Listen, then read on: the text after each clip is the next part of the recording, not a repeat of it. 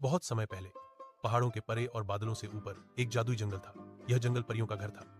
उनके पंख चांदनी की तरह चमकते थे और उनका जादू हवा को आश्चर्य से भर देता था। इस जंगल के बारे में सबसे खास बात यह थी कि यहाँ सपने सच हो सकते थे, लेकिन केवल उन लोगों के लिए जिनके दिल दयालु और शुद्ध थे।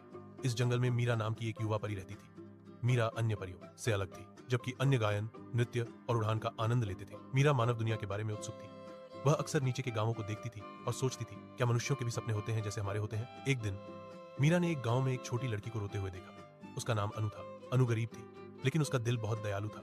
वह हर दिन अपनी बीमार माँ की देखभाल करती थी और कभी शिकायत नहीं करती थी। उस दिन अनु रो रही थी क्योंकि उसकी माँ की दवा खत्म हो गई थी और उनके पास और खरीदने के लिए पैसे नहीं थे। मीरा ने अपने दिल में गहरा दर्द महसूस किया। वह परी रानी के पास गई और मनुष्यों की मदद करने की अनुमति मांगी। परी रानी ने धीरे से कहा, याद रखना मीरा, जादू का उपयोग केवल दूसरों की मदद करने के लिए किया जाना चाहिए, दिखावा करने के लिए नहीं। मीरा ने एक इंसान का रूप धारण किया और गांव में गई। वह अनु के बगल में बैठी और धीरे से कहा, डरो मत, मैं तुम्हारा दोस्त हूँ। अपनी जादू का उपयोग करते हुए मीरा ने अनु की माँ को जिस दवा की जरूरत थी उसका इंतजाम किया। धीरे धीरे उसकी माँ ठीक होने लगी। अनु खुशी से भर गई, लेकिन उसने मीरा से पूछा, तुमने मेरी इतनी मदद क्यों की?